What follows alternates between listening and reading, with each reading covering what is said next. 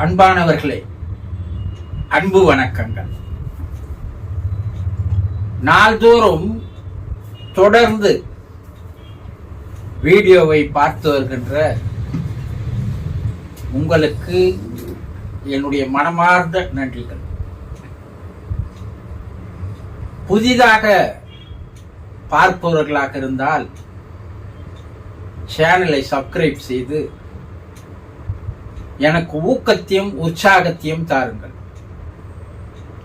இந்த ஞான சத்சங்கத்தில் பங்கெடுத்துக் கொண்டு இவ்வாழ்வை முடிப்பதற்குள்ளவே ஒரு ஆத்ம ஞானியாக, ஒரு ஆன்மீக ஞானியாக மாறுவீர்கள்.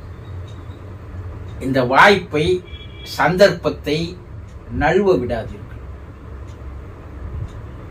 இன்று நாம் என்ன பார்க்க போகிறோம் என்றால், உங்கள் வீட்டில்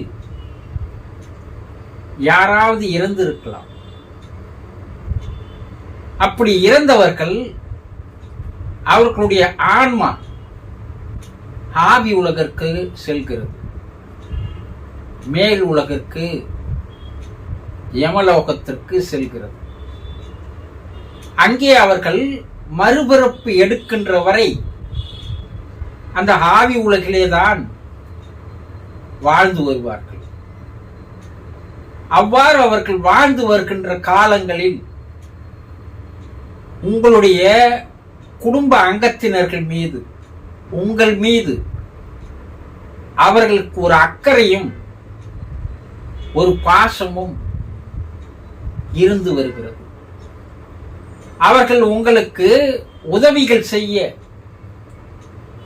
உங்களுக்கு ஒரு பாதுகாப்பு தர, உங்களுக்கு நல்ல ஆலோசனைகள், அறிவுரைகள் வழங்க காத்து கொண்டிருக்கிறார்கள், எதிர்பார்த்து இருக்கிறார்கள். ஆனால் நீங்கள் அவர்களோடு தொடர்பு வைத்துக் கொள்வதில்லை. அவர்களிடம் நீங்கள் எந்த உதவியும் கேட்பதில்லை.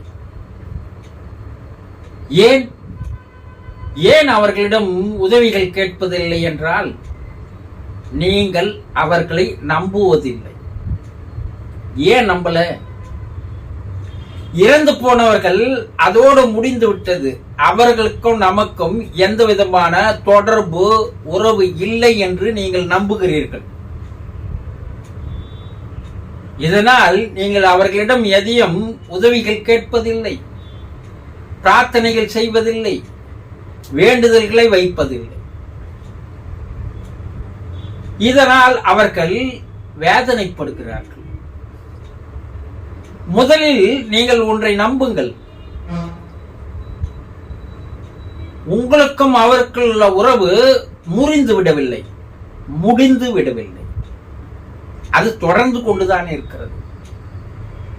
அவர்கள் மறுபிறப்பு எடுக்கின்ற வரை உங்களுக்கும் அவருக்கும் இருக்கின்ற உறவு எக்காரணம் கொண்டும் துண்டிக்கப்பட மாட்டார்.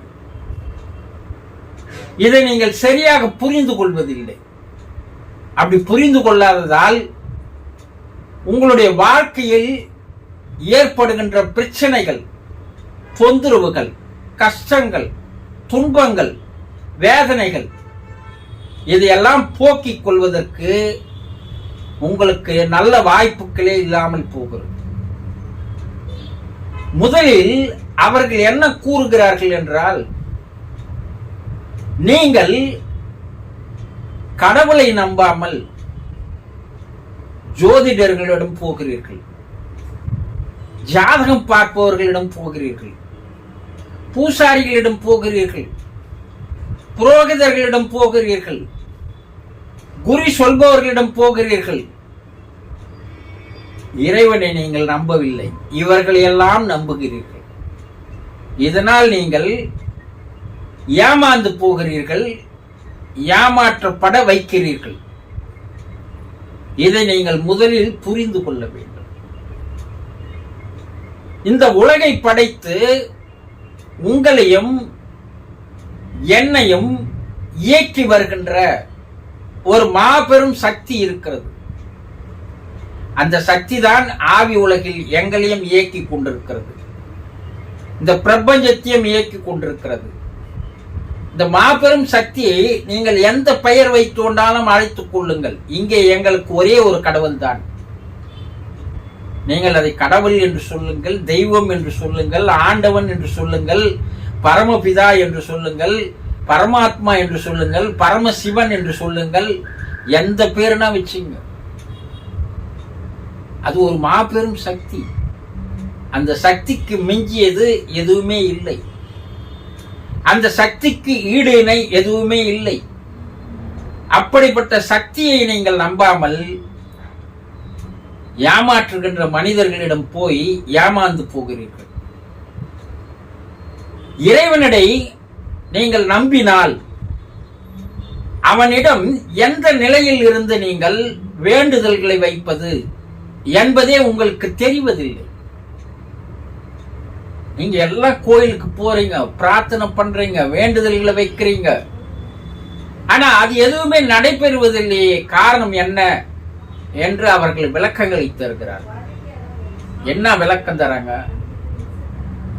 நீங்கள் இறைவனோடு தொடர்பு கொள்வதற்கு முதலில் உங்களை நீங்கள் சரி செய்து கொள்ள வேண்டும். உங்களை நீங்கள் பக்குவப்படுத்திக் கொள்ள வேண்டும். இறைவனுடைய லயத்திற்கு ஏற்றார் போல், இறைவனுடைய அலவரிசைக்கு ஏற்றார் போல் உங்களுடைய மனோலயமும் மன அலவரிசையும் இருந்தால்தான் நீங்கள் வேண்டுகின்ற வேண்டுதல்கள், பிரார்த்தனைகள் 100% நிறைவேறும். ஆனால் இதையெல்லாம் நீங்கள் புரிந்து கொள்வதே இல்லை. அலைபாய்ந்த மனத்தோடு போகிறீர்கள், கலங்கிய மனத்தோடு போகிறீர்கள், மனக்குழப்பத்தில் போகிறீர்கள்.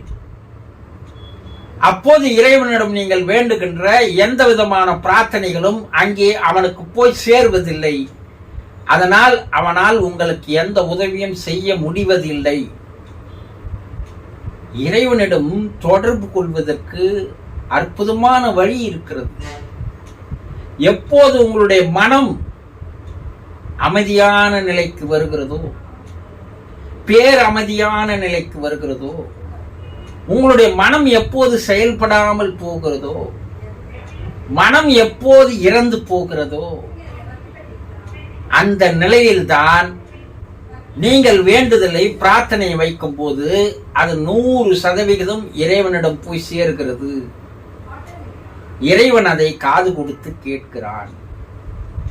உங்களுடைய வேண்டுதலையும் பிரார்த்தனையும் அவன் தீர்த்து வைக்கிறான், 100% தீர்த்து வைக்கிறான். நீங்க என்ன நினைக்கிறீங்கன்னா, நீங்களுடைய மன அலவரிசையை ஒரு கலங்கிய நிலையிலேயே வைத்துக் கொண்டிருக்கிறீர்கள். மனம் அலைப்பாய்ந்தபடி இருந்து கொண்டிருக்கிறது. கோயிலுக்கு போகிறீர்கள், ஆனால் உங்கள் மனம் அங்கே இல்லை. உங்கள் மனம் வெளியே அலைந்து திரிந்து கொண்டிருக்கிறது. அப்போ அவனோட லிங்க் என்பது உங்களுக்கு ஏற்படுவது இல்லை.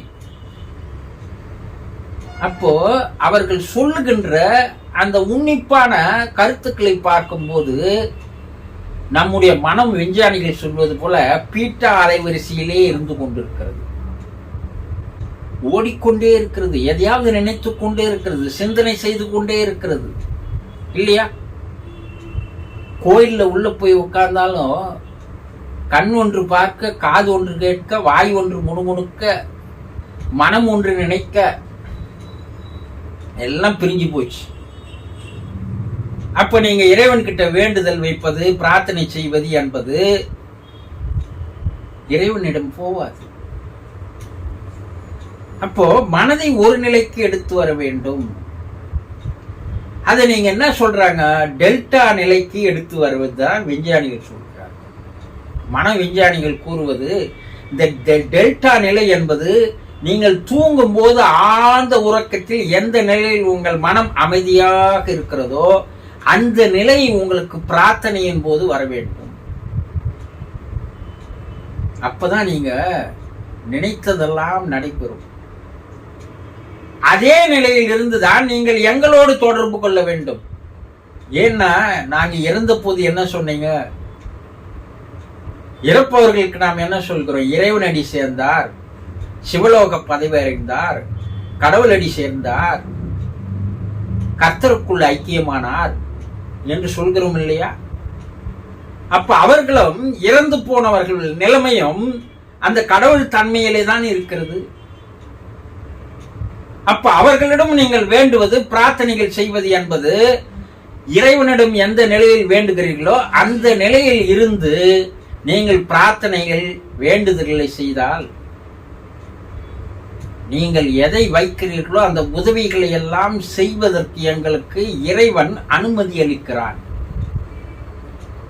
இறைவன் எங்களை ஒரு கருவியாக்கி கொண்டு உங்களுடைய வேண்டுதல்களை எல்லாம் நிறைவேற்றி வைக்கும்படி எங்களிடம் கூறுகிறான். நாங்கள் அதேபடி நீங்கள் வேண்டுகின்ற வேண்டுதல்களை நாங்கள் நிறைவேற்றி வைப்பது 100% உண்மை. நம்புங்கள். நீங்கள் எங்களோடு தொடர்பு கொண்டு எந்த உதவிகளை வேணாலும் கேட்டு பெறலாம். அதற்கு உங்களுடைய மனநிலை தான் மிக முக்கியம். முதலில் நம்புங்கள், நாங்கள் உங்களோடு தொடர்பில் இருந்து கொண்டிருக்கிறோம். இரண்டாவது, உங்க மனநிலையை மாற்றுங்கள். அமைதியான மனநிலையில் எங்களோடு தொடர்பு கொண்டு வேண்டுதல்களை வையுங்கள், கோரிக்கைகளை வையுங்கள். நாங்கள் 100% நிறைவேற்றி வைக்கிறோம். இதில் எந்த விதமான மாற்றமும் இல்லை என்று ஆவி உலகில் இருக்கின்ற ஆன்மாக்கள் கூறுகிறது.